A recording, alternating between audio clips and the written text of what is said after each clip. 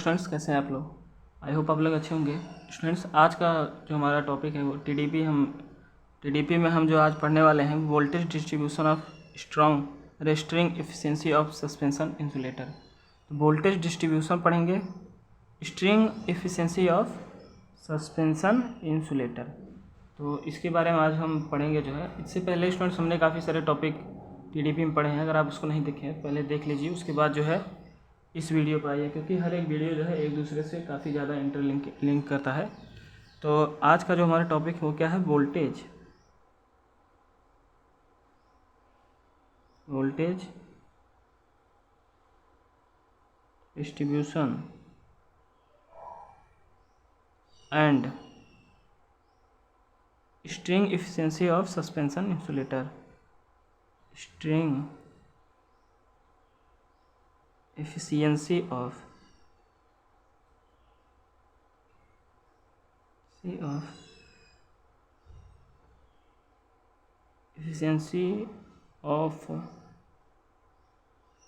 Suspension insulator. अगर आप हमारा पिछला वीडियो देखे होंगे तो उसमें आपको सस्पेंशन इंसुलेटर के बारे में हमने बताया था कि उसमें क्या होता है, नंबर ऑफ डिस्क को जो है सीरीज में कंबाइन करके ये सस्पेंशन इंसुलेटर तैयार किया जाता है, और हर एक डिस्क जो है 11 kV के लिए निर्धारित होता है। तो अगर हम इसको स्टूडेंट देखें तो आप उसमें हमने बताया था कि ये आपका जो है किसी टावर का क्रॉस आर्म है। इसको हम थोड़ा बनाने की कोशिश कर रहे हैं, आप इसको देखिए। तो इसमें जो है आपको ये दिख रहा होगा, ये जो आपका ये वाला लाइन है ये क्या है, लाइन कंडक्टर है। ये क्या है, आपका वायर जो है रहता है ट्रांसमिशन लाइन का। ये क्रॉस आर्म में जो ये डिस्क लगाए हैं, ये एक डिस्क जो है 11 kV के लिए जो है निर्धारित है। यहाँ पे 3 डिस्क लगा है जो कि आपका 33 kV मतलब 33 kV हो जाएगा। 33 kV जो है ये हो जाएगा। तो हम आज जो है क्या पढ़ने वाले हैं कि इसमें जो है वोल्टेज डिस्ट्रीब्यूशन, अगर आप जो है स्टूडेंट्स वोल्टेज डिस्ट्रीब्यूशन के साथ जो है हम इसमें पढ़ने वाले हैं string efficiency of suspension insulator. तो स्ट्रिंग एफिशिएंसी अगर हम इसको पहले देख लेते हैं, उसके बाद हम इसका डेरिवेशन जो है आपको बताएंगे। तो यहाँ देखिए स्ट्रिंग एफिशिएंसी जो है, स्ट्रिंग एफिशिएंसी को अगर हम देखें, आप लिखें तो हम क्या लिख सकते हैं उसमें, स्ट्रिंग एफिशिएंसी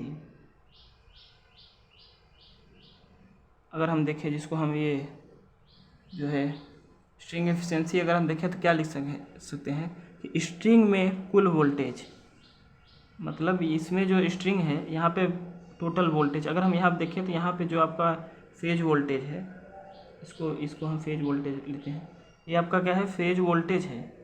और इसके इंडिविजुअल डिस्क के लिए आपका ये क्या हो जाएगा, V1 हो जाएगा, और सेकेंड वाले के लिए V2 हो जाएगा, थर्ड वाले के लिए V3 हो जाएगा। तो आई होप स्टूडेंट्स आप ये समझ रहे होंगे। स्टूडेंट्स एक बात और इसमें इंपॉर्टेंस की बात है कि अगर ये जो लाइन कंडक्टर इसमें आपका क्या वोल्टेज हो जा रहा है, तो आपको ये ध्यान रखना है कि जो V2 है उस पर जो है हाई वोल्टेज एक्ट कर रहा है, और उससे कम जो है V2 पास, उसके बाद जो है V3 के पास। तो अगर हम ऐसे देखें, और करंट भी इसमें जो है पहले इसमें I1 इसमें ज़्यादा होगा, फिर I2, फिर इसमें I3। तो अगर हम इसको लिखना चाहें तो हम यहाँ पे इसको लिख सकते हैं कि अगर इसमें करेंट किए गए हैं तो I3 यहाँ पे बड़ा होगा I2 से और I1 से। इन टर्म ऑफ वोल्टेज अगर हम देखें तो V3 जो है बड़ा होगा V2 से और V1 से लिखते हैं। और यहाँ पे अगर हम वोल्टेज देखें तो क्या हो जाएगा, V = I XC जो है आपका होने वाला है। और स्टूडेंट्स जो है अभी इतना आप जानिए। इसके बाद जो है हम यहाँ बात कर रहे थे कि स्ट्रिंग एफिशिएंसी के बारे में। तो यहाँ पे हम लिखते हैं कि total voltage across the string, या फिर अगर हिंदी में लिखना चाहें तो कुल स्ट्रिंग में कुल वोल्टेज। तो यहाँ पर अगर हिंदी में लिखते हैं स्ट्रिंग में कुल वोल्टेज, स्ट्रिंग में कुल वोल्टेज। तो इसमें और उसके बाद जो है ये अपन मान लिखते हैं, वो क्या लिखेंगे कि जो आपका नंबर ऑफ डिस्क मतलब डिस्क की संख्या, अपन में क्या लिखेंगे, डिस्क की संख्या वो भी क्या हो जाएगा, इनटू में रहेगा क्या कि चालक के पास वाली डिस्क में वोल्टेज। अब जैसे ये चालक है, इसके पास वाली डिस्क ये है V3, तो इसमें कितना वोल्टेज है ये इसमें जो है देखने को मिल रहा है। अगर समझिए आपका V है तो यहाँ पर क्या हो जाएगा, V1/3 V2/3, ये आपका जो है ये हो जाएगा। अगर आप इसको V लिखेंगे तो V/3, फिर इसका V2/3 V3/3, ऐसे जो है ये आपका हो सकता है। तो हो सकता क्या होगा ही। तो उसके बाद जो है आप लिखेंगे आपकी चालक के पास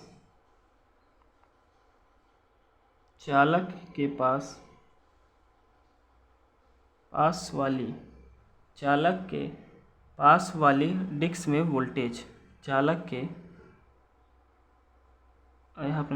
के पास वाली डिस्क में वोल्टेज। तो आई होप आपको ये स्ट्रिंग एफिशिएंसी का फार्मूला जो है दिख रहा होगा। तो अभी हम इसको बताएंगे कि यहाँ पे अगर हम स्ट्रिंग एफिशिएंसी निकालते हैं तो कितना अभी आता है। तो अगर स्टूडेंट्स जैसे यहाँ पर हम निकालना चाहें स्ट्रिंग एफिशिएंसी, तो यहाँ पर अगर हम देखें, चलिए निकाल देते हैं इसको। तो अगर ये देखिए क्या लिखा है, स्ट्रिंग में कुल वोल्टेज, तो स्ट्रिंग में कुल वोल्टेज क्या है आपका V है, तो इसको हम क्या लिखेंगे V/, डिस्क की संख्या क्या है 3 है, और आपका जो है कंडक्टर के पास वाला डिस्क, तो जो कंडक्टर के पास वाली डिस्क में वोल्टेज है वो कितना है, V/3 है या V3/3 है। आप इसको V भी लिख सकते हैं, अगर आप जैसे 3 लगा रहे हैं, यहाँ पे V है, यहाँ पे V1 V2 लिख सकते हैं, या फिर V और V भी लिख सकते हैं। हमारा कहना ये है, जैसे अगर यहाँ पर आपको मान लीजिए आप V1 माने थे, इसको V1 माने थे, इसको V2 माने थे और इसको V3 माने थे, तो आप इसको जो है V/3 भी लिख सकते हैं, V/3, क्योंकि ये पूरा जो है 3 डिस्क था, उसमें वोल्टेज चाहिए था। अब यहाँ पे लास्ट वाले में अगर हम देखें तो ये क्या हो जाएगा, V/3 हो जाएगा। क्या हो जाएगा, V/3। तो चलिए इसको लिखते हैं V/3। यहाँ पे इसका वोल्टेज क्या हो जाएगा, V/3। तो अब ये 3 ऊपर चला जाएगा, इतना मैथ आप जानते होंगे। तो 3 × V होगा, जो कि आपका कैंसिल आउट होकर 1 आने वाला है। अगर हम इसको परसेंटेज ले तो आपका क्या होगा, 100% आने वाला है। तो इसमें आपको जानने की क्या बात है, इसमें आप लिखेंगे कि जब प्रत्येक डिस्क पर बराबर वोल्टेज प्रत्येक डिस्क पर बराबर वोल्टेज मिलती है, यहाँ पे लिखेंगे जब प्रत्येक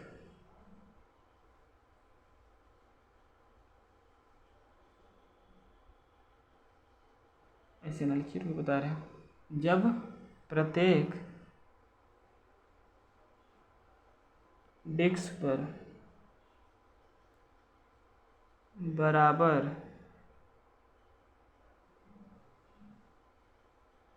वोल्टेज मिलती है, तब क्या होगा, जब डिस्क पर प्रत्येक डिस्क पर बराबर वोल्टेज मिलती है या सभी डिस्क में बराबर धारा बहती है, ये कंडीशन है याद रखिए, या सभी डिस्क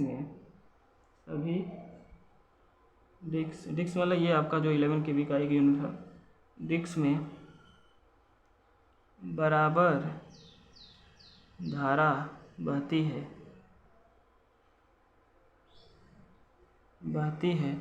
तो स्ट्रिंग एफिशिएंसी 100% जो है आपका होती है। तो स्ट्रिंग एफिशिएंसी आपका जो है क्या होने वाला है, 100% होने वाला है, 100% होता है। तो हम आपको ये इसमें बताने वाले थे। और इसमें एक बात और ध्यान रखिए कि डीसी में 100% लड़ी का जो स्ट्रिंग है, 100% स्ट्रिंग एफिशिएंसी होती है डीसी में।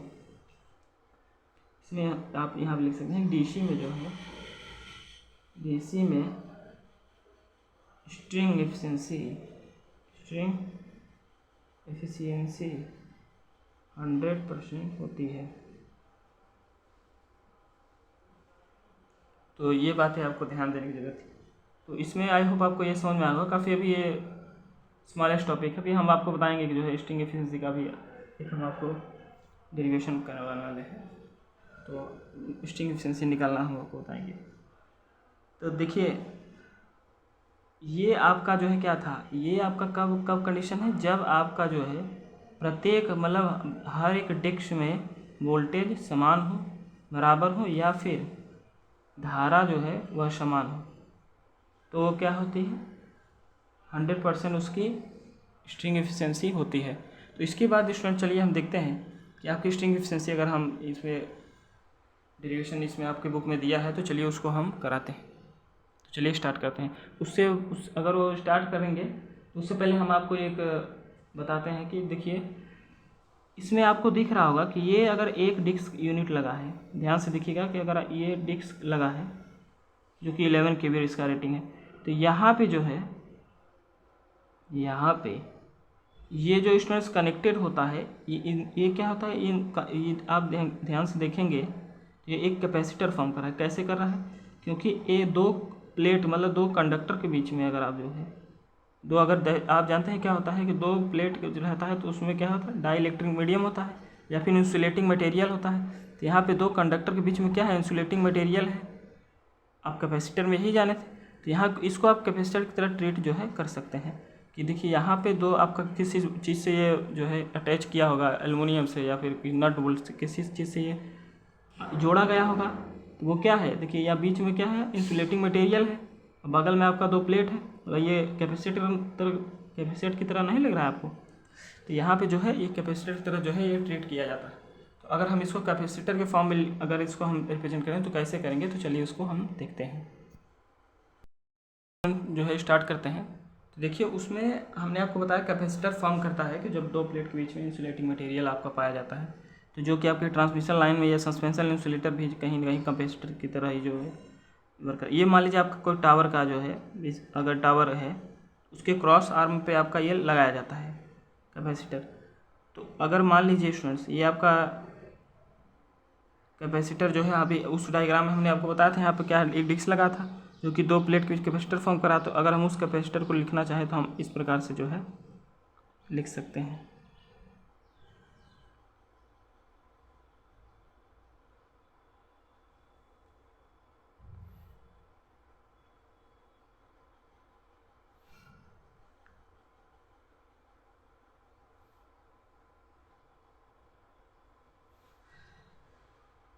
यहाँ पे आपका जो है कंडक्टर जाता है।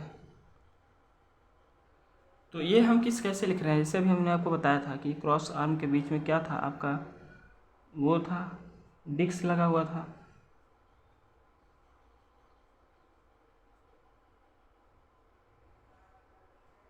अब डिस्क पे ये क्या जा रहा था, आपका कंडक्टर लाइन जा रहा था। तो ये देखिए ये जो है इंसुलेटिंग मटेरियल इन दोनों के बीच पाया जाते हैं, तो इसको हम कैपेसिटर नहीं लिख सकते हैं। देखिए यहाँ 3 कैपेसिटर था, 1 2 3 कैपेसिटर लग गया है। और यहाँ पे ये क्या आपका जो है टावर का ही है।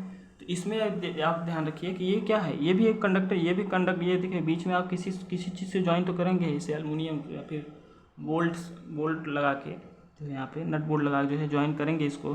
जब स्ट्रिंग को ज्वाइन करेंगे तो किसी कंडक्टर के थ्रू ही ज्वाइन करेंगे। तो ये आपका क्या है, दो कंडक्टर के बीच में एक इंसुलेटिंग मटेरियल है। ऐसे यहाँ पे भी एयर है तो इंसुलेटिंग मटेरियल, तो मतलब यहाँ पर भी एक कैपेसिटर जो है फॉर्म होने वाला है।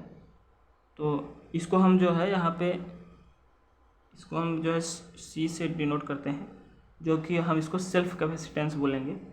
और यहाँ पे जो है इसको हम शंट कैपेसिटेंस जो है बोलेंगे, जिसको हम C1 से दिखा रहे हैं। आई होप आपको स्टूडेंट्स ये समझ में आया होगा कि हम कहना क्या चाह रहे हैं। अगर हम यहाँ पे जो है I3 करंट फ्लो कराते हैं, I3, तो यहाँ पे ध्यान रखिए स्टूडेंट्स, यहाँ पे आपका यह जो है I2 हो जाएगा। ये कैपिटल I3 लिख रहे हैं आप, इसको ध्यान रखिएगा, कैपिटल I3 लिख रहे हैं। और यहाँ पे जो है क्या हो जाएगा, ये I2 हो जाएगा। फिर यहाँ पे अगर हम इसकी बात करें इस सेकंड वाले पे, तो यहाँ पे अगर हम देखें तो ये आपका क्या हो जाएगा I2। देखिए आप कैपिटल I फिर हम सफिक्स में 2 लिख रहे हैं। तो यहाँ पे ये I2 जाएगा, जब इस ब्रांच में जाएगा तो ये क्या हो जाएगा, ये आपका I1, स्मॉल I नीचे 1 लिख रहे हैं, और ये आपका जो है कैपिटल I1। अभी हमने यहाँ पर आपको बताया था कि इन टोटल में जो है फेज वोल्टेज का हमने क्या लिखा था, यहाँ पे V लिखा था। V आपका क्या था, फेज वोल्टेज था, हमने बताए थे आपको फेज वोल्टेज था। तो यहाँ पे आपको ध्यान रखने की बात है कि अगर ये पूरा V है तो ये आधा जो इसका ये कितना हो जाएगा, इसको हम V1 लेते हैं, और इसको जो है हम V2 लेते हैं, और इसको जो है V3 ले लेते हैं, तीसरे वाले को V3। तो यहाँ पे देखिए दो जो है आपके जंक्शन बन रहे हैं। अगर हम यहाँ पे इसको हम A लेते हैं और इसको B ले लेते हैं स्टूडेंट्स, तो अगर यहाँ पे हम KCL लगाते हैं, किरचॉफ करंट लॉ लगाते हैं कि A पे, यहाँ पर कंडीशन हमने आपको जो है एक बताया था कि यहाँ पे एक कंडक्टर के पास वाला I3 की वैल्यू ज़्यादा होगी I2 से, और कंपेरिजन I3, मतलब यहाँ पर हम लिख सकते हैं कि I3 ज़्यादा होगा I2 से, ज़्यादा होगा I1 से। इसी प्रकार वोल्टेज भी इसमें ज़्यादा होगा, जो कंडक्टर के पास में है वहाँ पे इसकी वोल्टेज, मतलब यहाँ पे पोटेंशियल इसके ज़्यादा पाए जाएंगे। तो आप क्या लिख सकते हैं, V2 बड़ा है किससे, V1 से। और यहाँ पर याद रखिए कि जो है V बराबर IXC जो है यहाँ पे होने वाला है। तो यहाँ तक इतनी बातें हमने जो है इससे पीछे भी की हैं। तो यहाँ पे एक चीज़ और ध्यान रखना है कि यहाँ पे जो हम के के बराबर किसको रखने वाले हैं, के बराबर हम रखेंगे कि जो है शंट कैपेसिटेंस अपान सेल्फ कैपेसिटेंस, मतलब C1 अपान C। ये फार्मूला आपको जो है ध्यान रखना है। ये C1 क्या है, शंट कैपेसिटेंस है, और C2 और C क्या है आपका जो है सेल्फ कैपेसिटेंस है, सेल्फ कैपेसिटेंस है। आई होप स्टूडेंट्स आपको इतना जो है समझ में आया होगा। तो अब इसके बाद जो है हम देखते हैं, अगर हम अप्लाई करते हैं, क्या अप्लाई करने वाले हैं हम, KCL एट पॉइंट A। यहाँ पे अगर हम यहाँ पे KCL अप्लाई करेंगे तो आपको यहाँ पे वाकई मतलब साफ साफ दिख रहा है कि ये करंट जो है I2 जा रहा है और दो पार्ट्स में डिवाइड हो जा रहा है, मतलब स्मॉल I में और कैपिटल I1 में। तो अगर हम इसको यहाँ पे पहले लिखते हैं कि अप्लाई द KCL, यहाँ पे लिखते हैं apply the KCL at point A, यहाँ लिखते हैं apply the KCL at point A। अगर हम पॉइंट A पे जो है KCL अप्लाई करते हैं तो हम वहाँ से क्या लिखेंगे, देखिए I2 आपका गया है, ये क्या है, ये आपका एक जो है जंक्शन है, यहाँ पे I2 आया और यहाँ से डिवाइड हो गया और यहाँ से डिवाइड हो गया, दो पार्ट्स में, मतलब इनकमिंग है, ये क्या है आउट गोइंग करंट है। तो अगर हम इसको देखें तो यहाँ से हम लिख सकते हैं कि I2 बराबर small I1 plus capital I1। I hope आपको ये दिख रहा होगा स्टूडेंट। तो ये आपका जो है यहाँ पे फॉर्म होने वाला है। तो अगर हम यहाँ पे इसकी वैल्यू रखेंगे, तो I2 की वैल्यू अगर हम यहाँ पे रखें, I2 आपका यहाँ है, तो हम लिखेंगे ओमेगा C V2। क्या लिखेंगे, ओमेगा C V2। यहाँ पे हम कहाँ पे I2 के लिए ये लिखें, और I1 के लिए कहाँ है आपका I1, यहाँ पे है, ये स्मॉल I1 की जगह अगर हम इसका वैल्यू लिखने वाले हैं तो हम क्या लिखेंगे, ओमेगा C V1, क्योंकि इसके ऊपर का वो ये वोल्टेज, तो ओमेगा C V1 लिखेंगे, ओमेगा C V1 प्लस, अब कैपिटल I का लिखेंगे तो क्या लिखेंगे, ओमेगा C V1।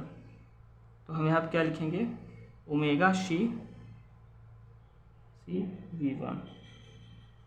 तो यहाँ पे स्टूडेंट जो है ये आपका ओमेगा C, यहाँ पे C देखिए, यहाँ सेल्फ क्या नाम शंट कैपेसिटेंस, तो यहाँ C1 था, तो यहाँ पे थोड़ा आप C1 कर लीजिएगा।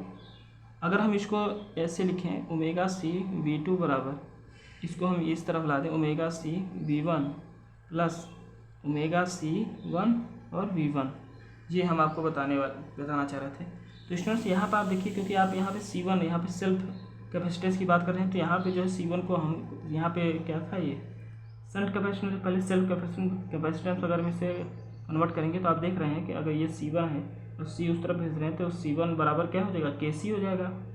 तो यहाँ पे अगर हम C1 की जगह C1 बराबर क्या लिख सकते हैं, KC लिख सकते हैं। यहाँ पर अगर हम ये पुट करते हैं तो क्या हो जाएगा, ओमेगा C V2 बराबर omega C V1 plus omega, यहाँ पर हम क्या लिखेंगे, KC V1। ये पॉइंट हम आपको यहाँ पे बताने वाले थे। इसके बाद स्टूडेंट्स अगर हम ओमेगा C को जो है कॉमन लेते हैं, ओमेगा C V2 बराबर ओमेगा C, यहाँ पे लिखेंगे ओमेगा C, अगर हम कॉमन लेते हैं तो क्या बचेगा आपको, V1 प्लस के V1। अगर हम ओमेगा सी क्रॉस करते हैं तो क्या बचेगा, V2 बराबर V1 प्लस के V1। और यहाँ पे अगर हम V1 को कॉमन ले लेते हैं तो क्या बचेगा, 1 प्लस के। तो आई होप स्टूडेंट्स आपको ये दिख रहा होगा, V2 बराबर 1 प्लस के, जो कि आपका इक्वेशन नंबर फर्स्ट है। क्या है, इक्वेशन नंबर पहला है। आई होप आपको स्पष्ट रूप से ये दिखाई दे रहा होगा। इसके बाद जो है अगर हम यहाँ पे नोड बी पे, अरे कह रहे हैं जंक्शन बी पे, अगर हम यहाँ पे जो है पॉइंट बी पे अगर हम यहाँ पे अप्लाई करते हैं जो है केसीएल को, तो हम इसमें क्या लिखेंगे, apply the KCL at point B. अगर हम बी पे जो है केसीएल अप्लाई करते हैं तो आपको दिख रहा है आसानी से कि I3 करंट जो है गया स्मॉल I2 में और कैपिटल I2 में जो है। तो क्या आप लिख सकते हैं कि इनकमिंग करंट क्या है, I3 है, बराबर यहाँ पे लिखेंगे I2, और ये पहले यहाँ कैपिटल I2 लिखते हैं plus small I2। I hope आपको स्टूडेंट्स ये दिख रहा होगा। इसको आप बहुत ध्यान से देखिए, काफ़ी लंबा है ये। तो इसमें अगर हम लिखेंगे जो है I3 की वैल्यू के लिखेंगे तो क्या लिखेंगे, ओमेगा सी V3। क्या लिखेंगे, omega C V3। I hope students आपको दिख रहा होगा। और इसमें अगर हम I2 की वैल्यू देखें तो I2 यहाँ पे है, तो ओमेगा सी V2 हो जाएगा आपका। ये क्या हो जाएगा, ओमेगा सी V2 प्लस, और यहाँ पे I2 की वैल्यू अगर हम देखें तो ये दोनों वोल्टेज जो है उसमें ऐड होने वाला है। मतलब आप क्या लिखेंगे उसमें, आप उसमें लिखेंगे कि ओमेगा C1 लिखेंगे, क्योंकि ये आपका जो है शंट कैपेसिटेंस इस तरफ का हम बात करें। ओमेगा C1 पहले लिखते हैं, ओमेगा C1। अब वोल्टेज में आपका ये V2, देखिए इन दोनों वोल्टेज को ये लिखा तो क्या होगा, V1 प्लस V2। ये पॉइंट आपको जो है ध्यान देने की बात थी इसमें। तो इसमें अगर हम ध्यान दें, इसमें आप देख सकते हैं कि ओमेगा CV3 बराबर, यहाँ पे लिख सकते हैं ओमेगा CV2, और ये ओमेगा सी का इसमें मल्टीप्लाई करते हैं तो क्या हो जाएगा आपका, omega C1 V1 plus omega C1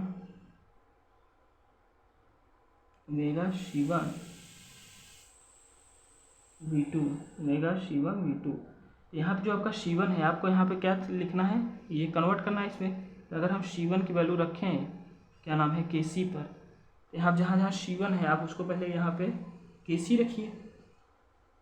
तो चलिए इसको एक बार यहीं पे कर लेना चाहिए था, चलिए कोई बात नहीं, यहाँ पे भी हम कर लेते हैं। ओमेगा सी V3 बराबर omega C V2 plus omega C के V1 प्लस, यहाँ देखिए C1 था तो हम KC लेकर आए, तो क्या हो जाएगा, ओमेगा, यहाँ ओमेगा है, ओमेगा सी के V2। आई होप आपको स्टूडेंट्स ये दिख रहा होगा। इसके बाद जो है अगर हम ओमेगा सी यहाँ पे कॉमन लेते हैं, क्या ओमेगा सी कॉमन लेते हैं, V3 बराबर ओमेगा सी, क्या बचने वाला है, यहाँ पे आपका V2 बचेगा, और यहाँ पे आपका क्या बचेगा, के V1, यहाँ पे आपका क्या बचेगा, के V2। आई होप स्टूडेंट्स आपको ये दिख रहा होगा। इसके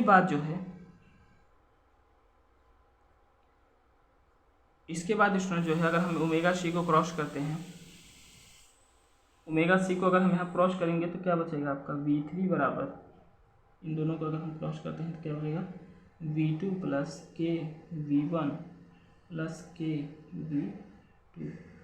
आई होप स्टूडेंट्स आपको ये जो है दिख रहा होगा।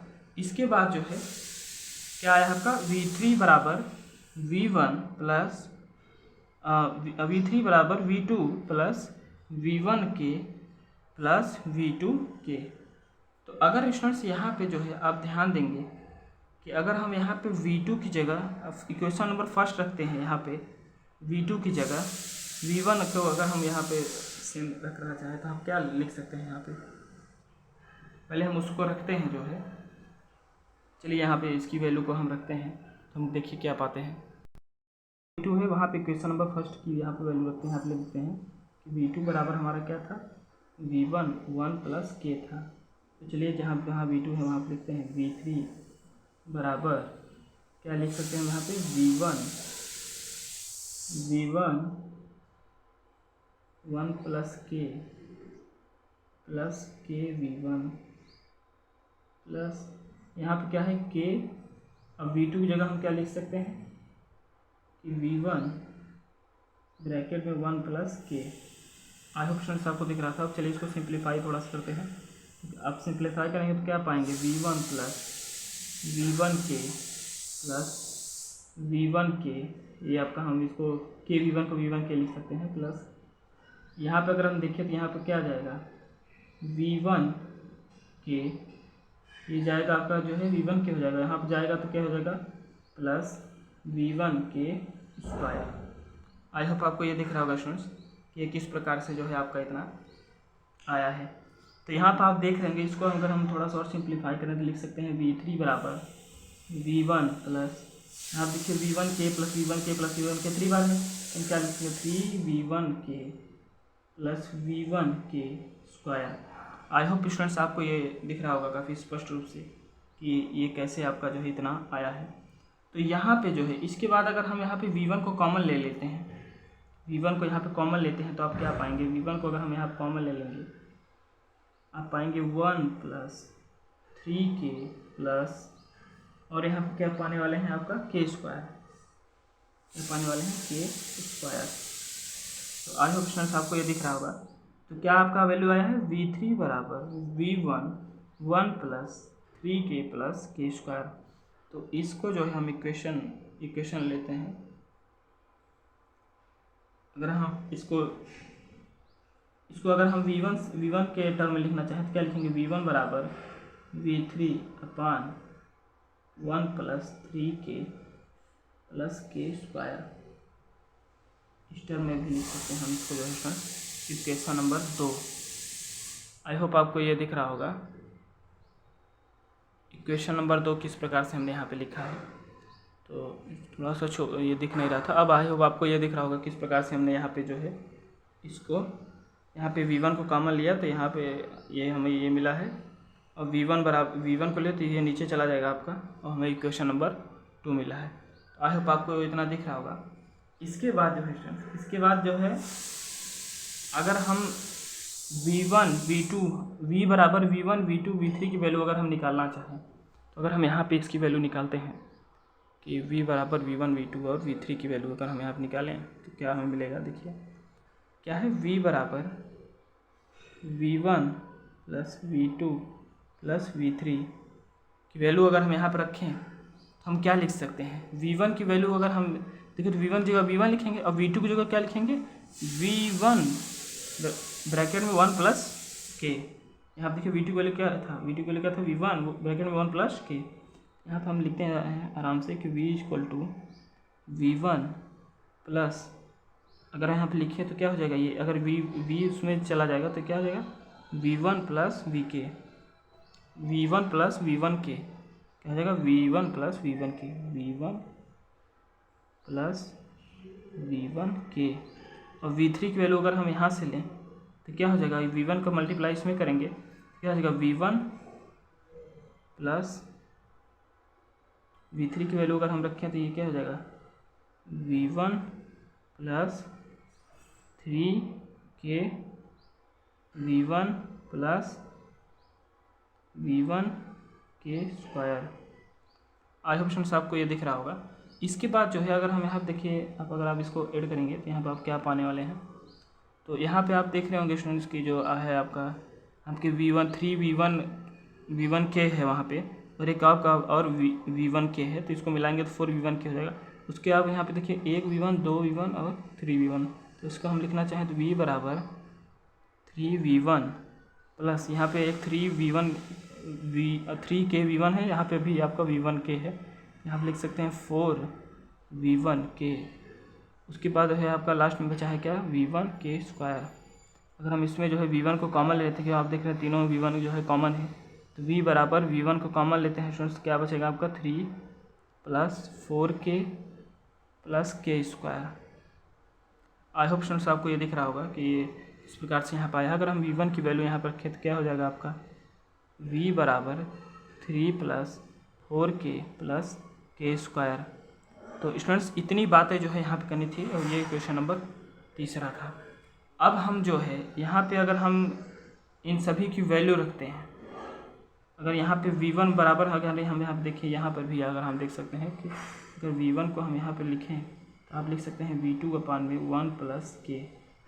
तो अगर हम इन तीनों को अगर हम लिखना चाहें तो हम यहाँ पे हमें जो मिला है तो हम यहाँ पे लिख सकते हैं कि v बराबर क्या मिला है हमें, v बराबर,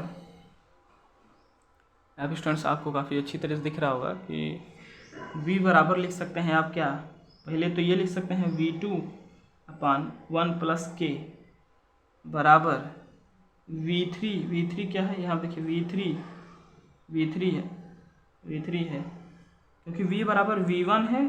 फिर आपका जो है, अगर यहाँ पे v3 की वैल्यू अगर हम रखें तो हम आप क्या रख सकते हैं, v3 की वैल्यू आप लिख सकते हैं कि v3/1 + 3k + k² बराबर में लिख सकते हैं v/3 + 4k + k²।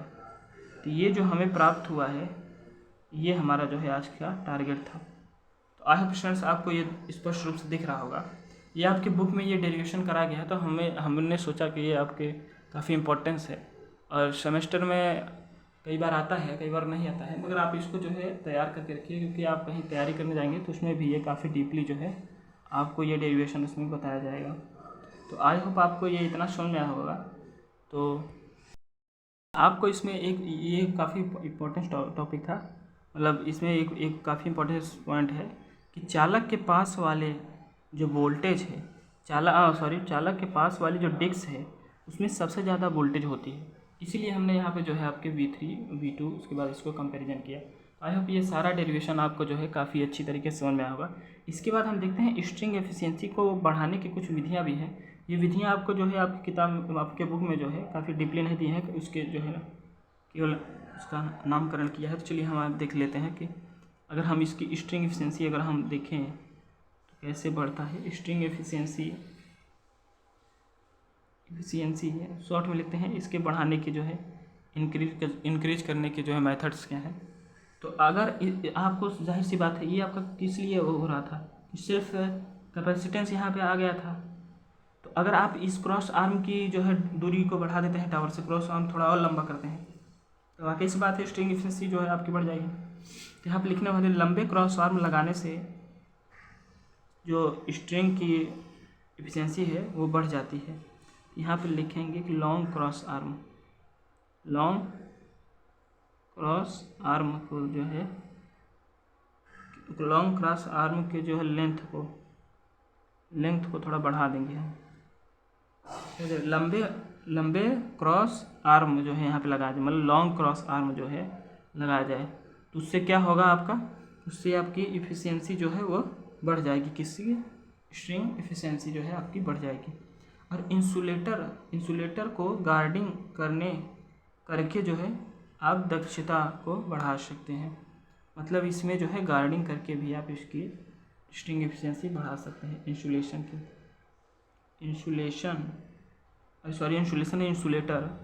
निकल गया। इंसुलेटर को गार्डिंग करके भी आप जो है इसकी जो है इनकी वैल्यू को आप जो है बढ़ा सकते हैं। स्ट्रिंग एफिशिएंसी जो है ईटा है आपका, स्ट्रिंग एफिशिएंसी जो है आप इसकी वैल्यू को बढ़ा सकते हैं। उसके बाद जो है आपकी गार्डिंग रिंग लगा के भी जो है स्टैटिक सेल्डिंग में इसकी एफिशिएंसी को बढ़ाया जाता है, गार्ड रिंग। तो आई होप स्टूडेंट्स आपको ये टॉपिक जो है काफ़ी पसंद आया होगा और इसको जो है आप 2-3 बार जो है इसको ट्राई करिए कि मतलब 2-3 बार इसको जो है आप इसको डिराइव करिए और जो है मन लगा के पढ़ाई करिए। चलिए, थैंक यू।